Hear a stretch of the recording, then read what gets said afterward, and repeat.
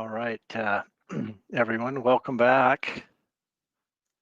Great job on that exercise or those exercises. We're going to share some of that here in just a second and see what some others came up with. And obviously you can see one another's comments on Shipley Online as well. But thanks for doing that. As you can see, obviously in a boot camp like this, virtual over a short period of time, we can't totally mimic a pursuit from beginning, to proposal submission, but that's kind of what we're trying to simulate here, is advancing this opportunity a little bit at a time during the boot camp. Again, knowing we can't, simulate a 30, 60, 90, 6-month pursuit.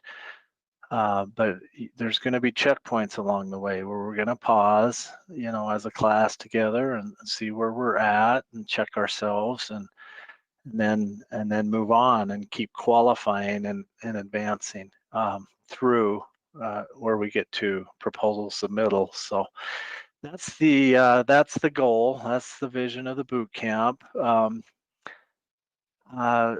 Dennis, I'm glad to have you in with us in this course. Dennis Berg is, again, he primarily is a trainer for us now at Shipley, but also works some strategic opportunities and pursuits for clients for us. But Dennis comes to us from industry. He's worked with smaller companies, larger companies, in various BD roles. And Dennis, just from a practitioner, from your experience in a variety of companies, could you just talk about for a second the power of this whole idea behind PWIN and keeping track of that and assessing where we're at on that? Not so much just the number we get to, but the process. Sure, Brad, glad to do that. And it is the process, and it's the qualitative more than the quantitative number that's important. I came to Shipley from a client that brought in Shipley to do a lot of work, including capture and PWIN and bidder comparisons. And it's important to be able to step back and assess where are we pragmatically in the major factors that lead to either winning or not winning. We work with a lot of companies that focus real hard on customer relationship and ability to do the work and building a team, and focus less hard on standing against competitors, and tend to step over troublesome factors or situations, whether it's a key personnel limitation or a past performance limitation, or it's early in capture and the contract vehicle the customer is going to use is unknown, or is not being investigated, or worse yet, influenced. So I can't stress enough the importance of looking at PWIN, looking at it pretty early, and looking at it from 2 points of view. And a company I worked with for a few years, we would always do PWIN and sort of position analysis from 2 perspectives. One is, what's the on-the-ground truth today? And you would do a bidder comparison that way, or PWIN calculation. And then where do we think we can get to between now and when the RFP comes out? And that gives you hopefully a better probability. And then look at strategy and action plans that concretely move us from our standing today to our standing when the RFP comes out, which could be a month down the road or 6 months or a year down the road. So the PWIN tool is a good way, not just to get bearings of where we stand and where we need to get better, but look at changes over time.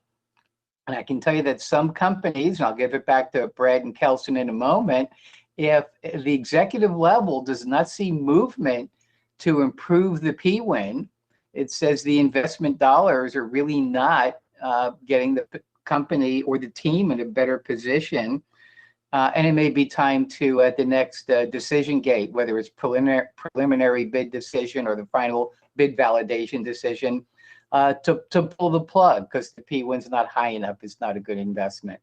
So again, what I'd say is, P-win's important, not so much for the number, because the position could be gotten better with work, but be honest and pragmatic about where you are and where you can get to, and build strategy and action plans to get to the, remember that arc in the curve to the favorite position with the customer. P-win's a tool to help us, have some kind of metric and direction of how to get there. So, Brad, thanks for the opportunity, and I'll be standing by as we go forward. Good. Thank you, Dennis. Appreciate that insight. Wanted to just share. I'm gonna mostly let you all read some of your comments in case you didn't see these online, and just see what some of your peers in this class had to say about P-win. Thank you, by the way, for not just putting the number, but actually a comment on why the score trended up and what maybe degraded the score. That's the value. That's the value of this exercise, is what is maybe driving that P-win up, or what is driving it down and degrading.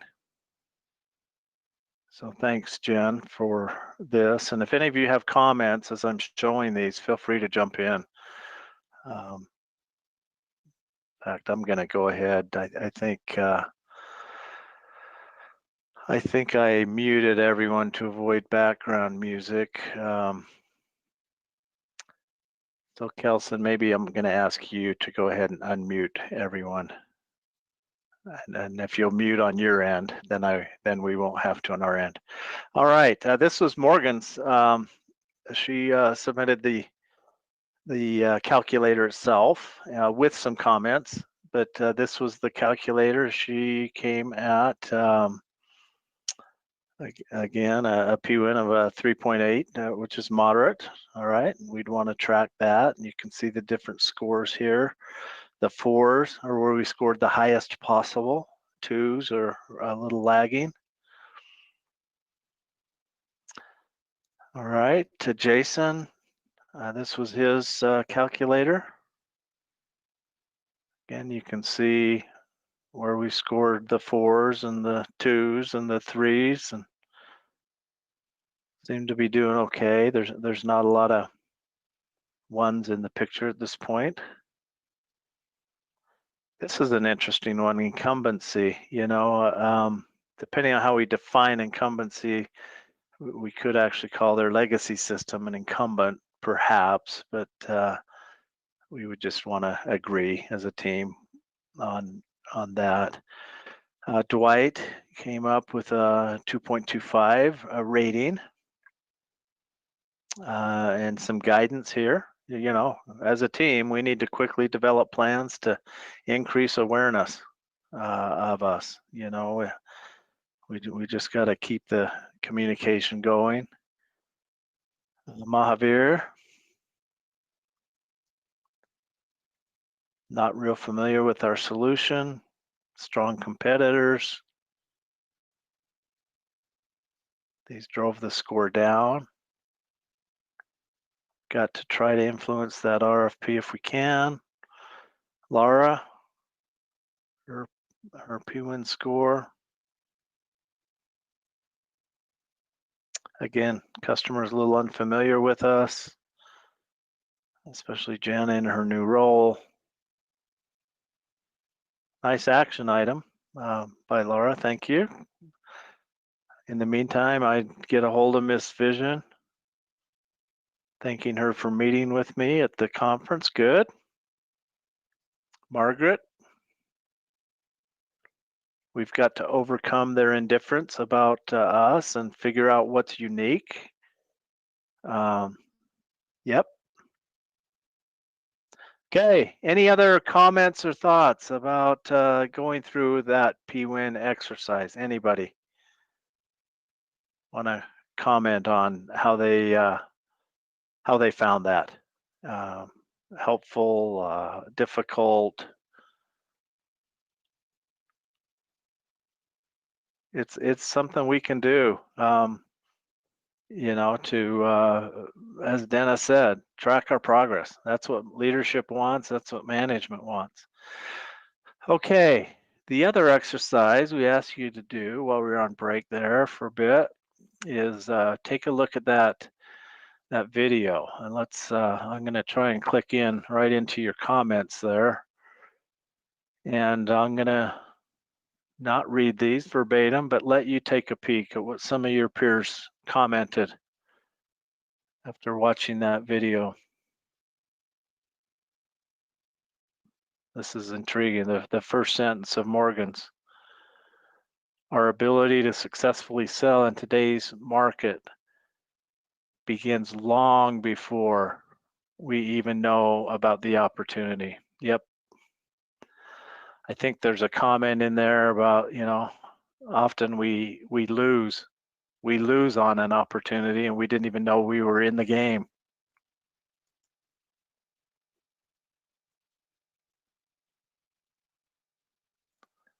As a seller, we need to build on open source information. Very good. Good comments. Nicole, her comments here.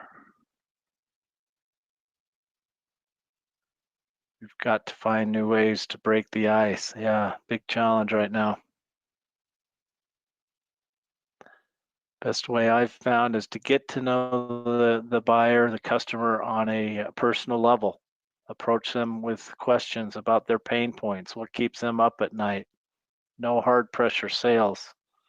Great. Jen.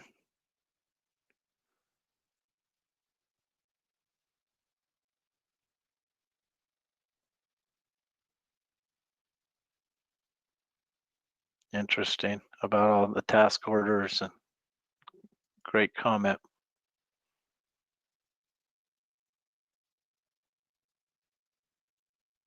Yep. There is an environment sometimes in some places within selling to the government where it's very difficult to communicate, set us apart.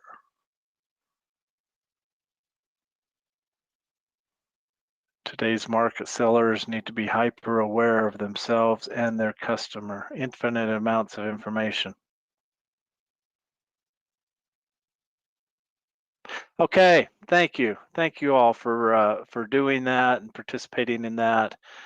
I think it's very insightful, that little clip, and whether we think it applies or not, all of it, a lot of it does.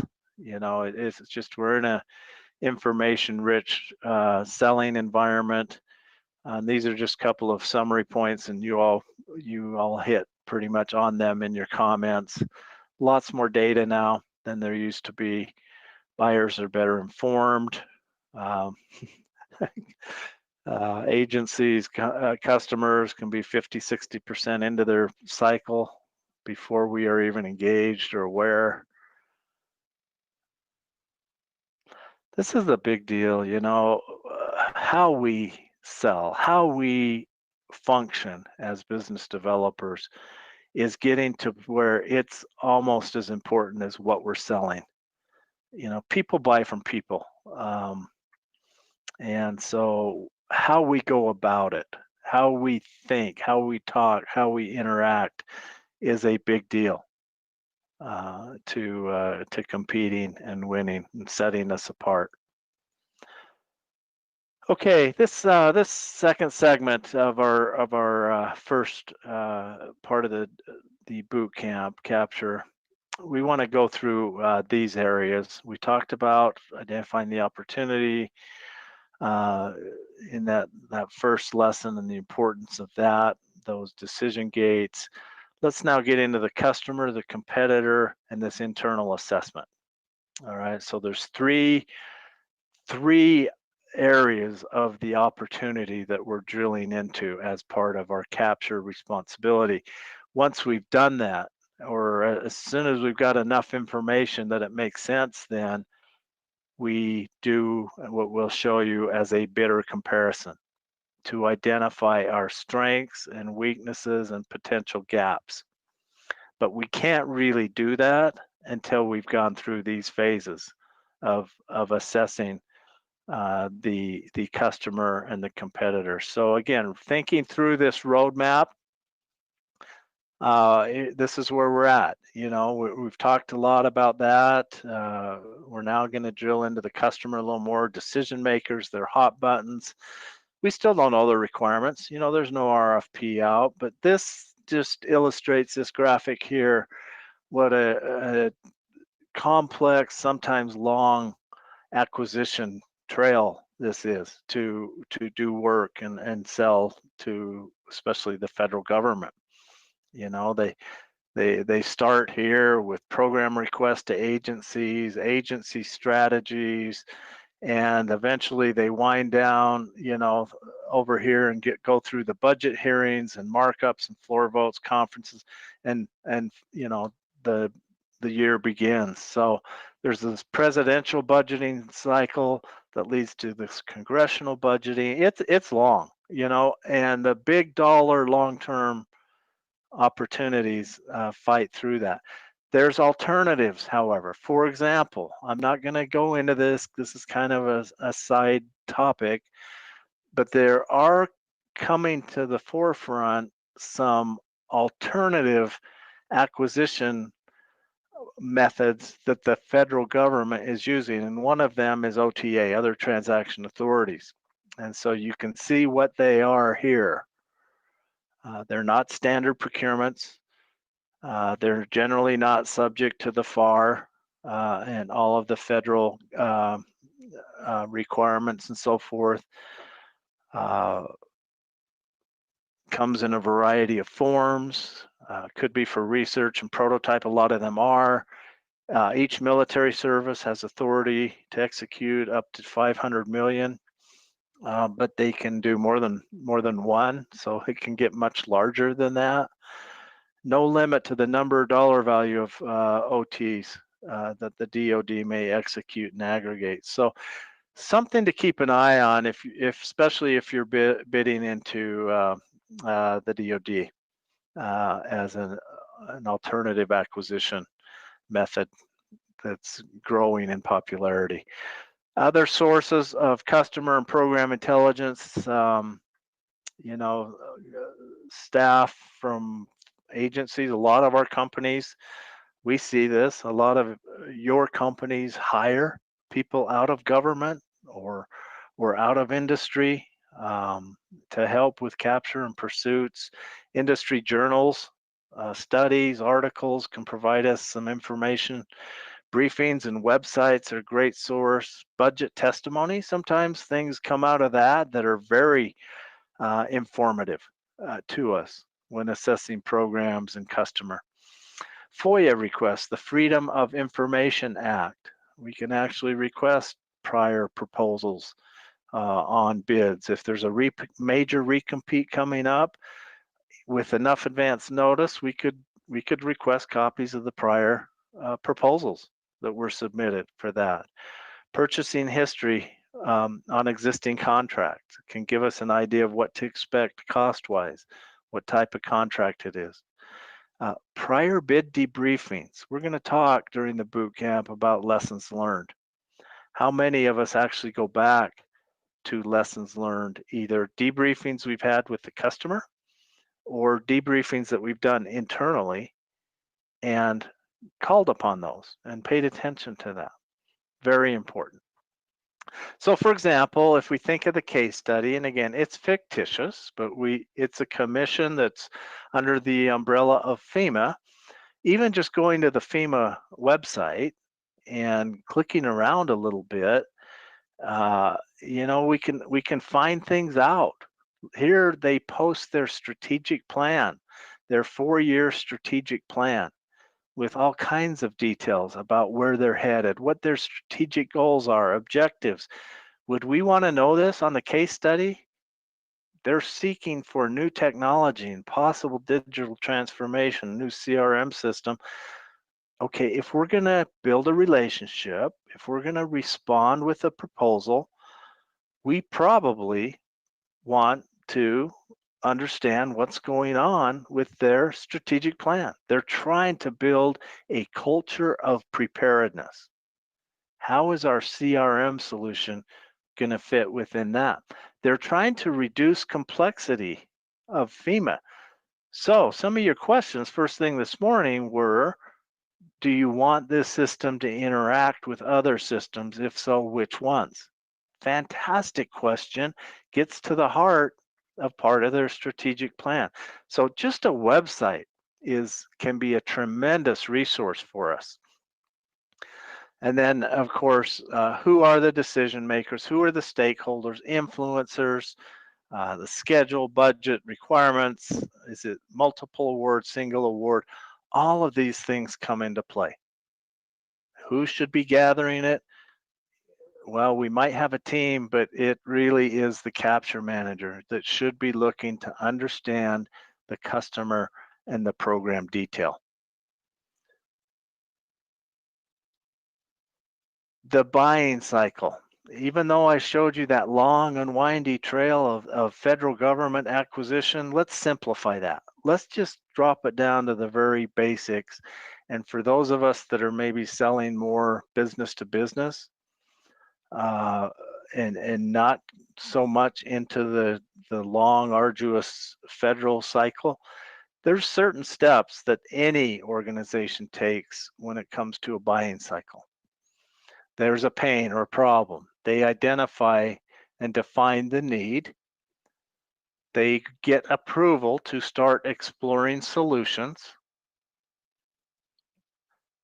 They define the requirements and establish a budget to meet those requirements.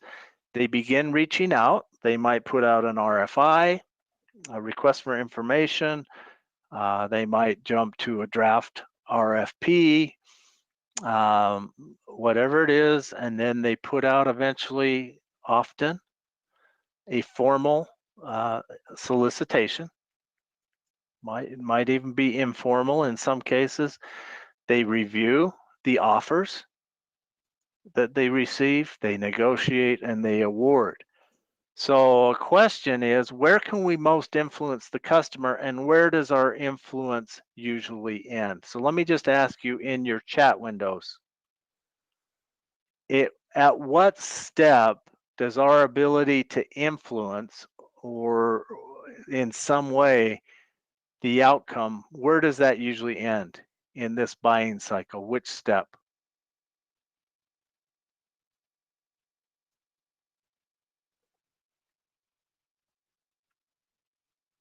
Okay, the defined need.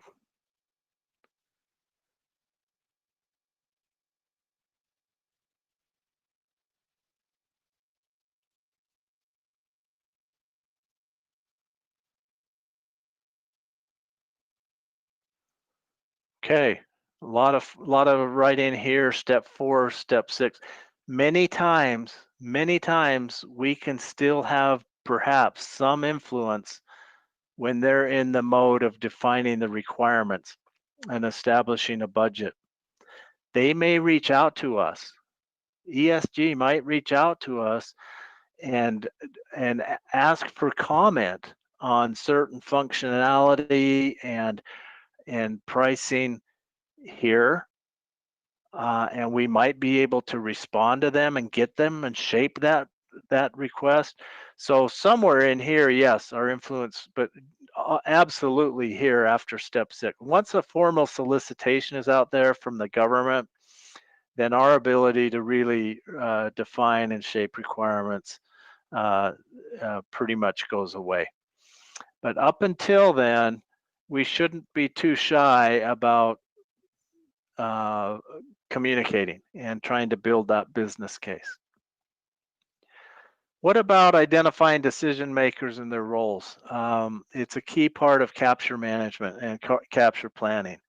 We've got to know who we're dealing with. Who are the financial buyers, the technical buyer, leadership stakeholders, and others? So think of the case study. Who do we need to know, and who do we need to get to know? And how can we? One of your comments on the PWIN exercise was, I would really try to get to know Ms. Vision at a little bit more of a personal level, especially having already met her. So stakeholders are very important to know who they are. So again, here's a screenshot from the FEMA website. You know, we have to ask ourselves the question: if this is a real opportunity, where does it fit? You know, where does ESG come into play here? If it's here, then these are the people we probably ought to be trying to get to know. We often get questions about, well, how do we get past the contracting officer? You know, they're the only ones that we can reach or get to. It is difficult. It is difficult, but our goal is to try to get closer to the end user of anything we're trying to sell to the government. They are the ones that know the requirements and likely have the influence. And it is hard. It is hard because they establish gatekeepers for a reason. So we have to know the customer. We have to know what's driving this acquisition. You all ask very good questions of us early on, wanting to know what essential specialty gear, what was underlying some of it. You know, we're trying to keep up. We're trying to keep up with the public sector in technology. Past experience, you ask about that. We need to know if there's politics involved. How budget sensitive is this? Is there another pot of money that they might be able to draw from? And then these unstated requirements.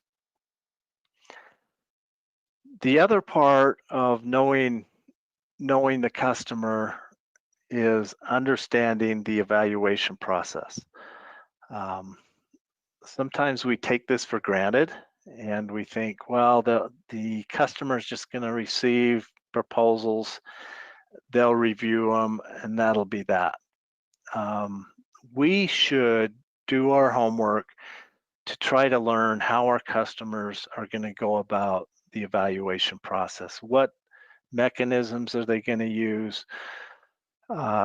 This is a snapshot of a typical, and they're all a little bit different, but a typical source selection organization and how they're formed.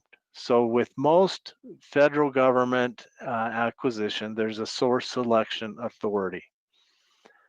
They've got advisors and they've got a contracting officer working with them. All right, they've often got a source selection advisory council.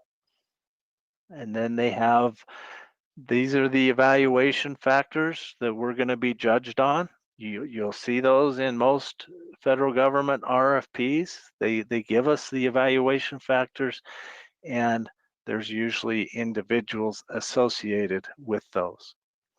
So to the extent that we can understand this and know what's going on, and even to some degree know who these people are, we are bidding and pursuing the opportunity from a stronger position. So there's all kinds of different scoring systems that are used. It's not vital to know this, but it's helpful to know it so that when you get feedback and they say you fell into the good category, you know what that means. You might get actually a certain score for risk nowadays in the federal government, and it would be important to know how they're going to rank that and rate that. So there's, you know, first they're going to rank, they'll use color codes, adjectives, or some kind of numerical system to judge. Okay, here's a quick question again in your chat window. True or false? Evaluators will often stop reading a proposal section once they've found the answer to the requirement. True or false?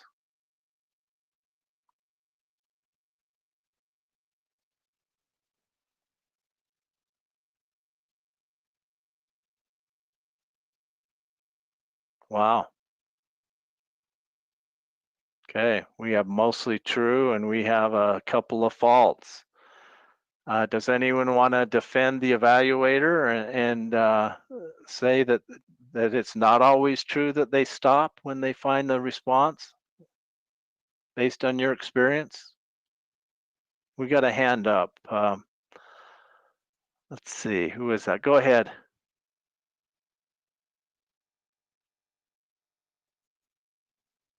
Laura, you can go ahead and unmute. Sorry, clicked the wrong Yep. button. That's okay. I said true though, okay? Okay. All right. Anyone have a comment on who's been close to the evaluation process before that could comment on this? Okay. You know, there isn't a absolute answer on this. Evaluators are human. Most evaluators, it's not their full-time job to evaluate proposals. Most evaluators, they're evaluating more than one proposal in usually a rather rapid period of time, not just a single proposal. And so, you know, that they get caught up. And there are times when once they find what they need to score, they're often operating on us with a scoring evaluation sheet of some kind. Once they find that, they will score it and move on. If it's time to move on to another section, but it is not uniformly true.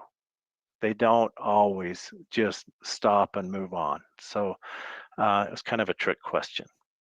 But the point is, when we get to proposal writing and messaging, we're going to address this again because we've got to be clear in our response.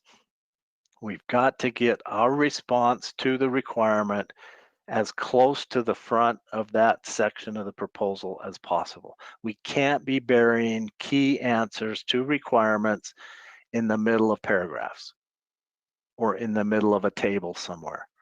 So we'll come back to that. All right, so hot buttons. This is a term we've thrown around a lot. Some of you even use this term in your exercise, commenting on the PWIN. What do we mean when we say hot button? There's the context of customer issues. Okay, this is anything that concerns or worries, you know, the decision makers at the could be financial, could be operational, transactional, could be any of these areas. Customer issues. Then we have motivators, things that are perhaps motivating this sale, this acquisition, this solicitation. What are their objectives? What are they trying to achieve and accomplish? Boy, if we don't know these motivators, then we can't address them in the proposal. If we don't know and we haven't heard from a customer that their real driving motivator is cost savings, that ESG thinks that by consolidating systems, they're going to save 20% on their budget. If we don't know that, we can't address it. So motivators, we've got to try to uncover the motivators. And where these come together, issues and motivators, we call hot buttons. So when we at Shipley or others you come in contact with use that term, that's what we mean. It's kind of a consolidated set of issues and motivators that we really laser focus on. So most of you have read the case study by now. We've overviewed it a little bit. Would you chat? I'm going to test you here just a little bit. Would you chat in your chat window what you believe are one or two of the major hot buttons that the customer is facing, either Genavision herself or the commission? Okay, Jonathan says old system.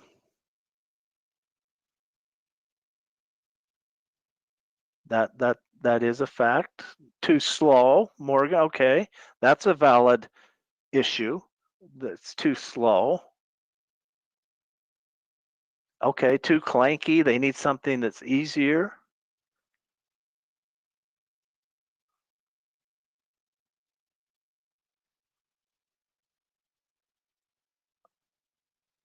Hope you're all reading these. This is great. Yep, tailorable is one thing they want in it. Responsive, dynamic. Fantastic. Okay, so if we're now the capture manager, can we, remember, this is pre-RFP. We don't know the specific requirements. Nothing's been issued. We're in the capture management phase of this opportunity. Could we, as a capture manager, try to compartmentalize these hot buttons into a little list? Why? Because that's what's going to drive our proposal strategy going forward. So we're fast forward thinking, all right, let me try and capture some of these hot buttons. So here you go. You all listed most of them perfectly. But if we were to put them into buckets, into compartments, it might look something like this. And there's a page on where your capture planner, where you would itemize out the key customer issues and hot buttons. They want innovation and creativity. There's a hint that they might start going global. They might finally get jurisdiction to go international. So that's something they're thinking about. The features, clean, simple, scalable, usable by the field personnel, secure. They want it to be probably cloud-based. This is a big one. And this is one we'll address a lot when we start talking about proposal management and writing. This is a big, big hot button with them. They can't have a negative impact during the transition. And job security for the IT staff is a big deal. Project management, how are we going to govern this project, and the governance, the committees, the roles, the responsibility, reporting, pricing. We've kind of, for this particular course, in this case, we've kind of kept that neutral and not let it weigh in as a major factor. New markets, you know, they might be expanding what they do. They're doing these outreach programs. And so here you go. Here's a really nice list of case study hot button issues that going forward, we can do what? We can try to engage the customer one way or another. And what are we looking for? We're looking for current state. What are their problems? What evidence do we have that they have problems? Well, they have no vendor or supplier trend information, inaccurate history of their inventory usage. Users are not using the system. It's too clanky and cumbersome. What's the impact of that? Slow response time. Turnover. We're having a hard time keeping the people in the field because they're frustrated with it. They're moving on. So what would the ESG want as a future state? What are the results they're seeking? Evidence, impact. Real-time inventory and capacity for vendors and suppliers. Reduce that wait time. Higher supply fulfillment in 24 hours to save more lives. Reduced acquisition cost. Possibly expand globally. Evidence, impact around the hot buttons. That's what we want to gather. And in your capture planners, whether you're using something in a Word template, a PowerPoint template, that's what we need. We need to have a place for this, a placeholder for all. We're not going to do this as part of the course, but this is what you want to start gathering as a capture manager. Who are the key personnel, decision makers, influencers, and what are their hot buttons? That's going to drive a lot of our strategy going forward. So here you see, you know, in that Word template for a capture planner, some of the key decision makers or influencers. Who's missing from here? Who's an obvious oversight on this list?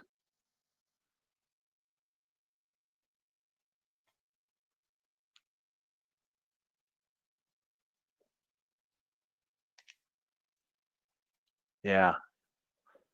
Well, yeah, the contracts person, of course, Jenna as well. Okay, let's pause here. I'm going to give you a 10-minute breather. You can grab a drink, and if you didn't quite finish that exercise 1, you can get caught up on that a little bit. But let's take 10 minutes. I'll set the timer so we're all in sync. We'll come back. We're going to talk a little bit more then about customer analysis, which we've gone through mostly, and competitor analysis, and then the bidder comparison tool, one of the other tabs on that Capture Manager workbook. So take 10 minutes and then we'll reconvene at that point.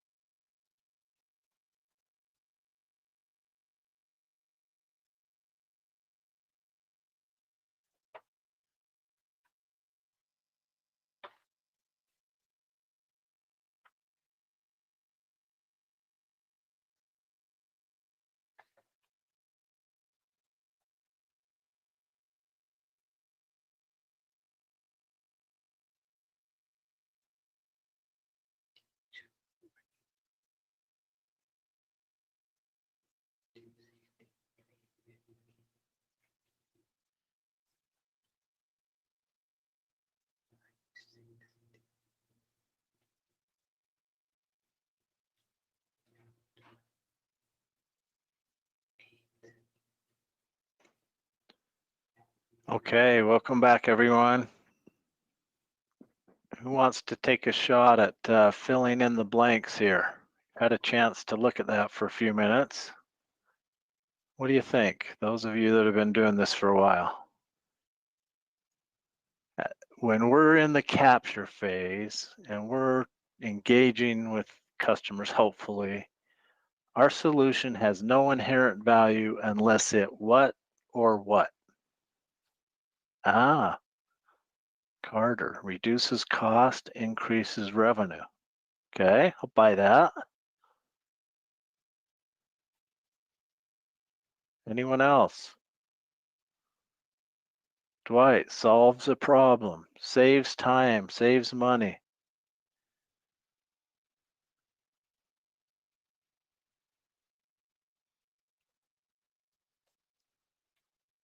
Is usable for the majority and scalable. Good. Yeah, here's a couple thoughts as well along the lines of what you're saying. You know, unless it solves a problem or adds some value, which could be cost reduction, increased revenue, whatever it is, just keep that in the back of your mind.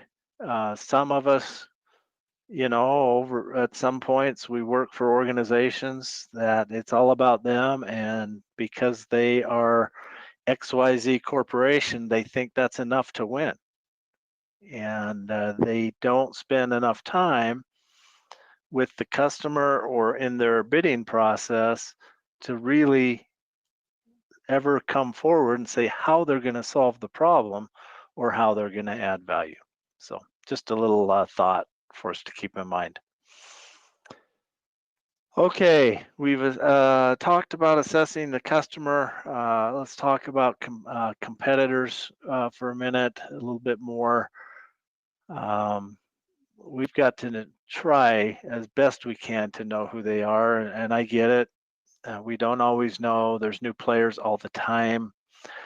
You know, and sometimes there's this internal competitor of a reluctance to change or something that we don't even stop and think about, like in the case of our case studies. So there's a whole lot of sources we can turn to for competitor intelligence. You know, depending on the size of our opportunity and the strategic nature, we can pay a lot of money even to third-party research firms that actually research competitor intelligence and find it that way. So there's a lot of different ways, as you see here, but we should never forget about going back to, if we're bidding to a customer we bid to before, going back to some of those debriefs and lessons learned and making sure we leverage that information. So we need to, as capture managers, this is our job. You know, this is our responsibility as capture professionals. We should be thinking about the good old-fashioned SWOT. I mean, there's really not another way to illustrate this other than what's been around for years and years and years. But we do this always from the perception of the customer. You know, Dennis Berg taught me this a long time ago, that we can't do these types of analyses when just based on what we think. It's from the perspective of the customer. So what are we looking for each competitor? We want to know where they're strong. Where are our competitors strong? Omega, Stark. Where might they be weak? What about opportunities to maybe ghost a weakness? So sometimes a competitor weakness maybe opens a door for us in our win strategy thinking. For example, let's say we're bidding in the case study against Omega. And let's say we know that Omega has missed a lot of deadlines on some CRM implementations that are well documented. Maybe even some kind of implementation at FEMA where they failed or something. If we do know that, and we know of a weakness like that, missed schedule, cost overruns, whatever they are, that might be an opportunity for us. That's where opportunities come into play. And then threats. Competitor strengths are threats to us. All right. If we know that Stark has an amazingly robust global functionality to their CRM system that minimizes ours, that's a threat. These are the kinds of things we want to be thinking about. All right. Where do we document it? We document it in our capture plan, whichever template we're using, it doesn't matter. Summarize each competitor, document what the customer might be thinking as far as their strengths as best we can, what might be the perceived weaknesses, and what will the competitor likely be offering? Are they going to offer a global solution? And can we come up with any gaps in our competitive assessment that the competitors might have? And again, here's the PowerPoint look at a similar type of information gathering. What are the customers' perceived strengths of Omega, weaknesses as they relate to those issues? Probable solution gap, and do they have any discriminators? So here's a few. We're not dwelling on this. We're not gonna get in the total details, but if we were doing this assessment on Omega and assessing perceived strengths, it might be that, oh, here's something. I don't know if you picked this up in the case study. ESG is using the Omega HR system. That would be nice to know. We're listing that here as a strength for Omega because they've got a relationship with the customer, but is it good? That's where we need to engage and probe. So these are some other possible perceived strengths of Omega. Then we do the same thing with weaknesses. It's a newer product suite that was developed by a startup partner. That could be perceived as a weakness by this government group. Well, we're not sure about that startup partner you've got working with you. So a couple other. There you go. Somewhere along the way, we've uncovered that they've got mixed feedback about Omega's HR product. That might come into play in our strategy. And we know from industry trends that they have a pretty high turnover rate in key personnel and project managers because we've actually hired a few of them. Okay, so after we've done this competitive assessment, we've taken a look at known competitors. Many companies, and best practice is to do what we call a black hat review, a competitive assessment review, where the inputs to that are listed here. This is what we've just captured, hopefully, in our capture plan. Competitors' technical capabilities, customers' hot buttons, competitors' past performance. Do they have existing contracts with this customer or similar customer?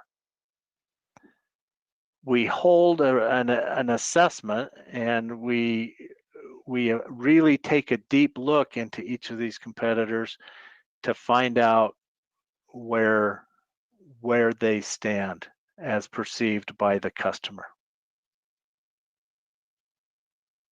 All right, are there some potential discriminators? What came out of the SWOT analysis, and what's the projected strategies? We've got to combat those.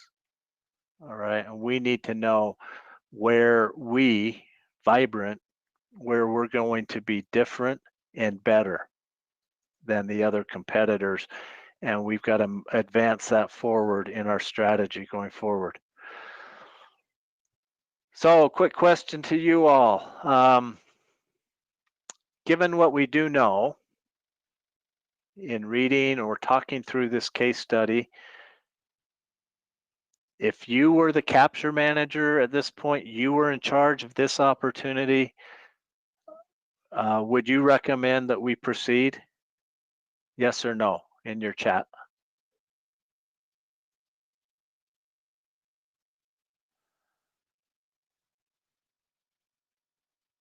Okay, good. Yeah, you know, I don't think we've seen any showstoppers at all. In fact, you know, while we were on break, I was going to share this with you. Uh, we're going to go into role play mode here now. We're capture managers, right, for Vibrant, and we just got this email over the break from Charlene Webb at esg.gov. I'll let you read this for a minute.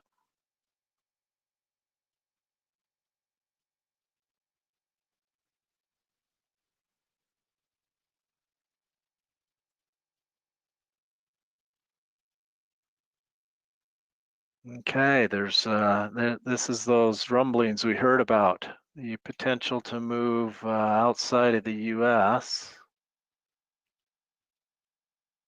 FEMA expressed concern to Jenna about our existing IT systems.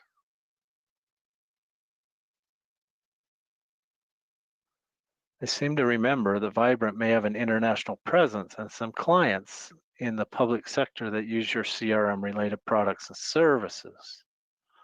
My point is this initiative just accelerated. FEMA is watching very closely.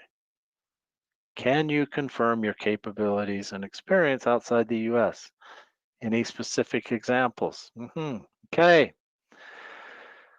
On the heels of that, then, we also got this over the break that I thought I better share with you. This is from the IT manager, Gert Johansson, all right, at ESG. So it's the ESG IT manager replying to that email from Charlene that she was copied on. Thanks for copying me. Just a quick note back. Okay. They're currently doing some work, but our legacy systems that gathers user data and monitors supplier and vendors is not set up well to handle the unique challenges of an extensive global initiative. I thought you'd want to be aware. Signed, Gert.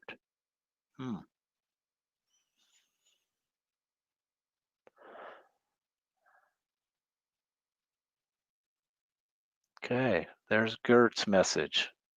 What do you think?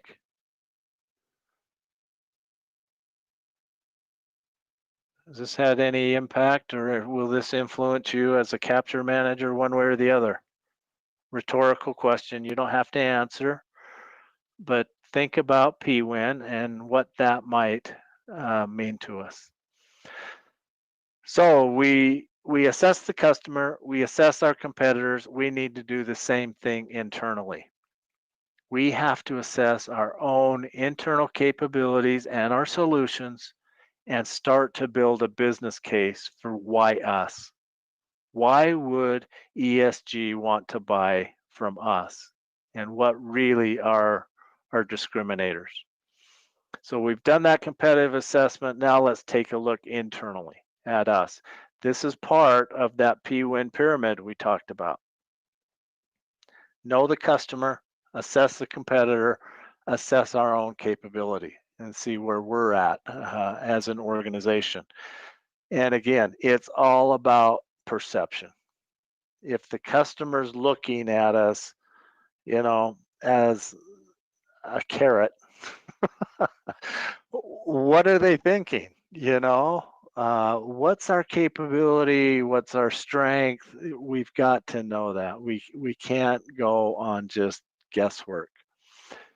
So our perceived strength in the case of this case study might be, our perceived solution gap might be this, that maybe they're thinking, you know, that we don't have a lot of experience helping organizations penetrate new markets. Well, for ESG, going global would kind of represent a new market to them. So is that something we ought to be thinking about that we need to address? Solution gap. It might require external support for adapting some features to expand to the government needs. Okay, they might be thinking that. We don't have a lot of research on their history because we don't have a relationship. they might, wonder about this transition manager model that we use. Is it really the best model to use or not? So here you see, and I don't want this to overwhelm you, but here you see what could be if this was a large strategic, high value deal, and we're the capture manager, we might be coming up with results like this when it comes to customer assessment. This is Stark. We've done our due diligence. We've come up with the itemized customer issues and hot buttons, their likely solution, their possible discriminators, and do they have gaps, strengths and weaknesses. So this shows you just some examples of how thorough a capture plan can be. So again, it depends on the value, the time frame, the time we have to compete for something like this. This would be our assessment of their legacy system. We're going to treat them like a competitor as the incumbent. What's their available solution? Do they have some discriminators, and where might there be gaps, strengths and weaknesses? Our internal analysis of ourselves. Okay, so we've done the competitor, customer, we do our internal, we be honest and thorough, and we get to this idea that it's time to do a real gap analysis and see where we are at compared to our competitors. What is the competitive landscape? We're providing you as one of the tabs in your Capture Manager workbook. You may have seen it already if you clicked around in there, a bidder comparison chart or a bidder comparison matrix. The point of that is not so much about the tool as it is the rigor of going through the exercise, just like it was with the PWin exercise. It forces us into thinking about where we stand competitively. So a bidder comparison evaluation exercise forces us to list and prioritize hot buttons and issues. It gives us a chance to provide weighting based on what we think the customer thinks is most important, identify strengths and gaps internally and with competitors, and compare us to each competitor line by line and then collectively. So this is similar to what you would see in that bidder comparison chart tab of your workbook. Now let me click into it and we'll just walk through how it works. And again, the benefit isn't in just sitting down and doing this in isolation as a capture manager. The benefit is getting people on the team that perhaps know the customer or the opportunity and going through the discipline of this. So I've filled most of this out already. You can see we've got the issues and hot buttons here down the left side. We've got us, we've got Stark, we've got Omega, and we have a possible incumbent. ESG, their in-house legacy system. If there were others, there's room for others. The weight, we're going with a simple 1, 2, 3, low, medium, high. If something's more important, we're going to give it a 3. If it's not very important, we're going to give it a 1. All right, we're going to keep the weighting simple on this. And then we go to points, and we're going to do 1 through 10. 10 meaning it's the most possible points you could get, always again from the perception of the customer. So you can see we filled some of these in already. What would someone like to give us as a score for innovation and creativity based on what we've read about Vibrant, about ourselves? How many points, 1 through 10, should we give ourselves?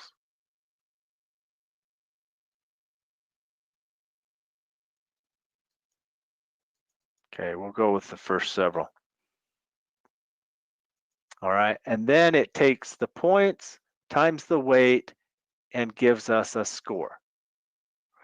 Now, again, Dennis, I consider Dennis a mentor. It's important that we go, when we do this, the best way to do it without bias, the most unbiased way to do this is not how I'm doing it, you know, down a complete column at once.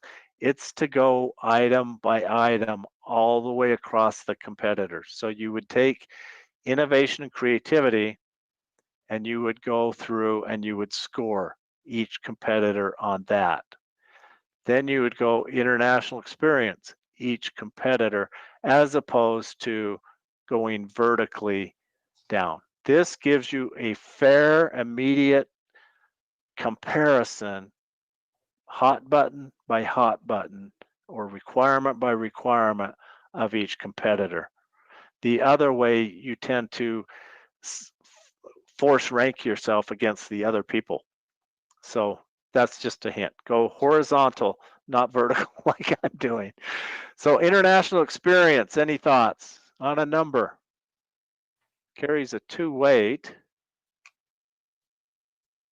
Morgan's given us a 10 because we are the de facto in Europe in some places, right? We've got to vote for a 7. Oh, let's go with 8 again. CRM features. I'm going to just say we're kind of neutral there. 7. Low transition risk. We believe, based on discussions with the customer, that they've totally bought into the idea of having someone there with them during transition. That it not be done long distance, but there actually be a transition manager on site. So we're going to give ourselves a pretty high score there. Project management, we've got validation that we're pretty okay there. Price, we're going to keep neutral. Government experience, we're just okay there. All right, so you can see that it totals for us. I didn't do a very good job because I put us in the lead. That's drinking our own bathwater. Is that what they say? But you can see you can see where we stand. Here's the beauty of the bidder comparison exercise. It shows us where we've got strengths and where we've got potential gaps. So for example, the numbers aren't going to show the same, but here's that bidder comparison filled out. Now we can go back and look and say, oh, you know what? Omega is maybe in a preferred position when it comes to innovation and creativity. How are we going to deal with that? Same thing here. The features. They must have some features to their CRM system that we're concerned about or we think puts us at a disadvantage. How are we going to deal with that? We scored low here. Here we scored highest, international experience. So how are we going to leverage that and really sell hard on that?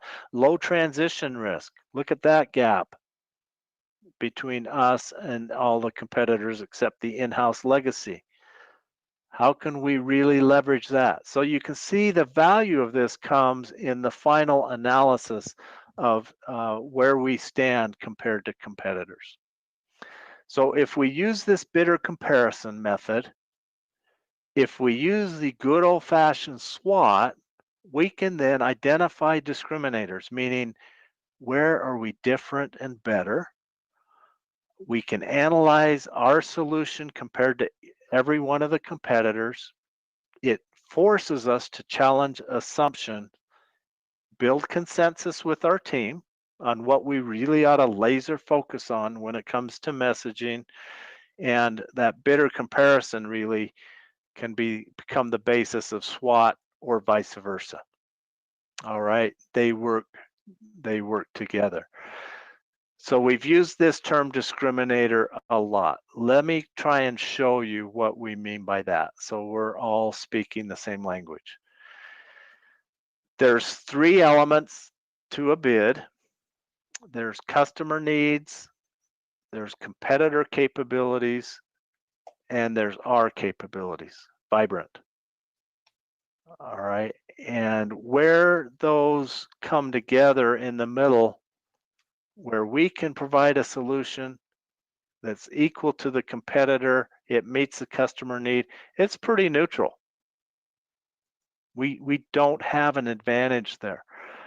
Where we have a capability and the competitor doesn't, it doesn't matter if the customer doesn't need it. We should not be trying to sell solutions outside of the defined requirements by the customer here. Likewise, a weakness for us is the customer has a need here, the competitor has a really good solution, and we fall short. So what might be our strategy there? We might have to team. You know, there might be a need, a requirement we can't meet, and the competitor can. We might have to come up with a teaming partner. And where we find our discriminators, where we really want to focus in on our messaging when we get into proposal writing, is here. Customer has a need, we have a capability, competitor falls a little short. That's what we mean by a discriminator. So a discriminator should meet these criteria. It should be definitely important to the customer.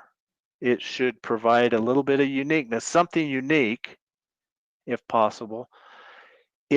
It's potential for ghosting. By ghosting, I mean, if we know a competitor is weak and we're strong, that's ghosting. We play to our strengths where a competitor is weak.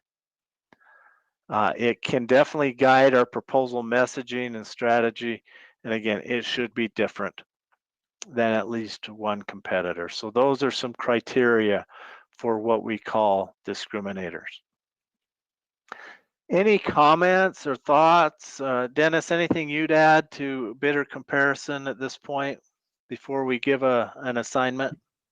Yeah, thanks, Brad. The one thing I would say is when we work horizontally, issue by issue, the reason we do that is there are certain ways of looking at how solutions could address those issues. And we want to be consistent in how we look at each company.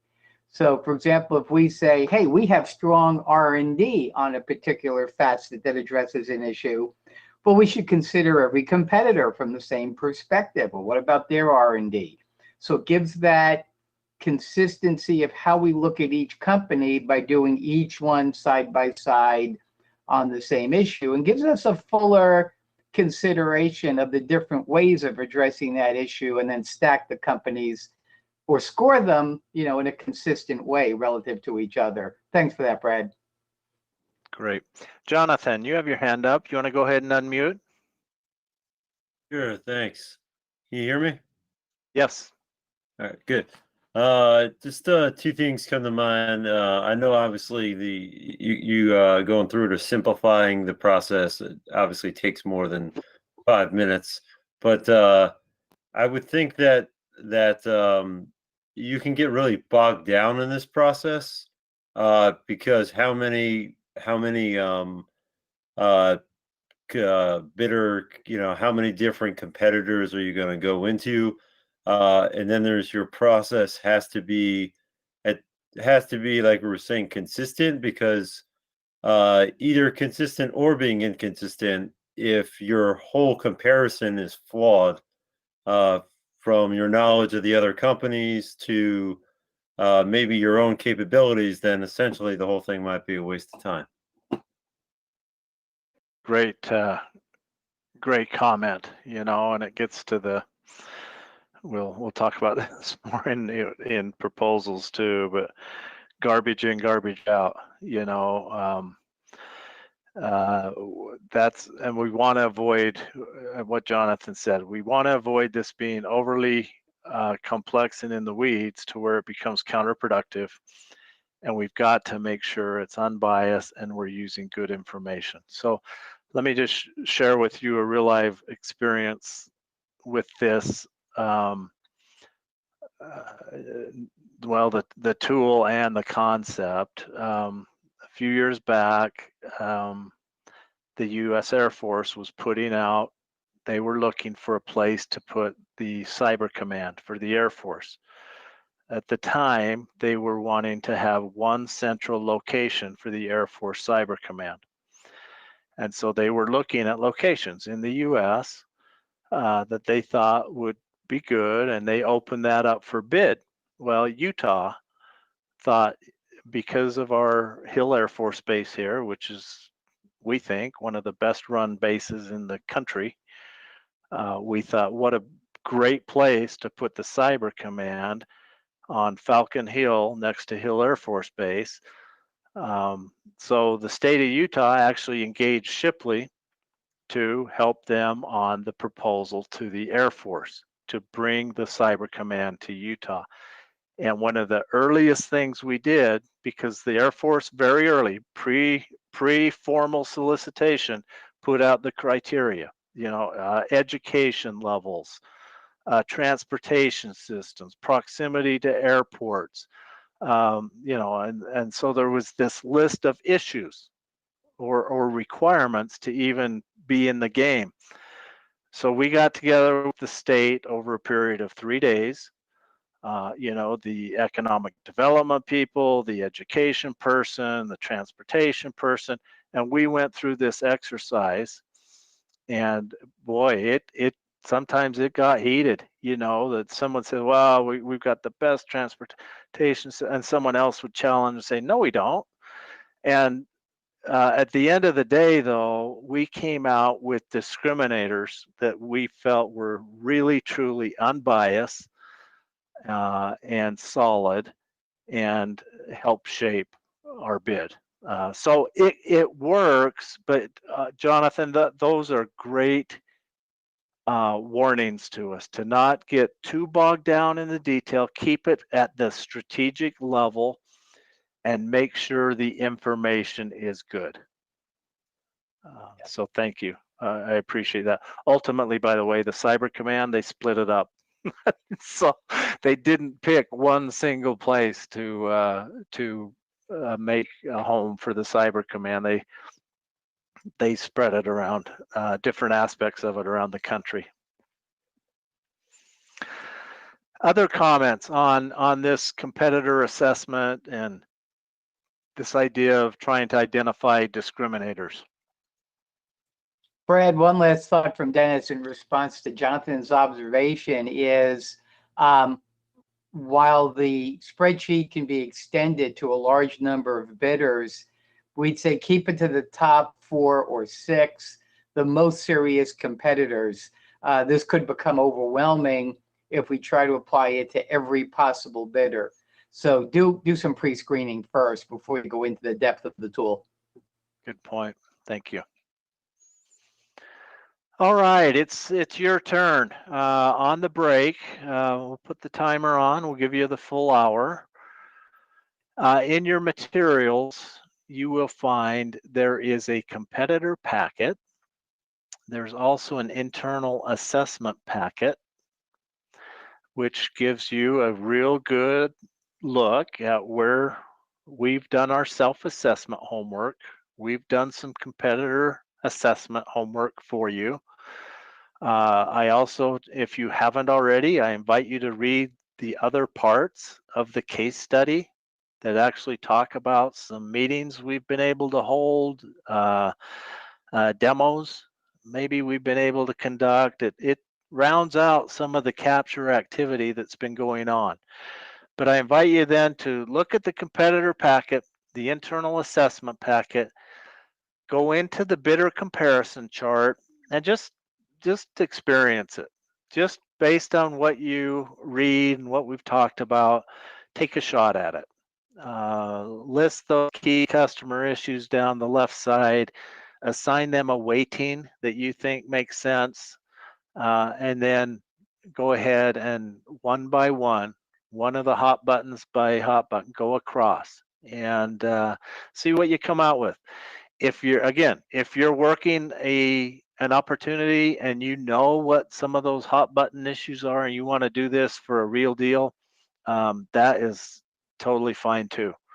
That's turned out to be a real good exercise for others sometimes we've had in this class, and so that's an option. And then go to Shipley Online, the discussion tab for lesson 2, and just put a post there on what did you come up with? You know, are we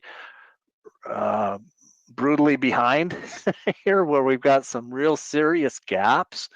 Are there areas of real strength that you think we've uncovered by doing this? And just talk a little bit about what you came up with your bidder comparison.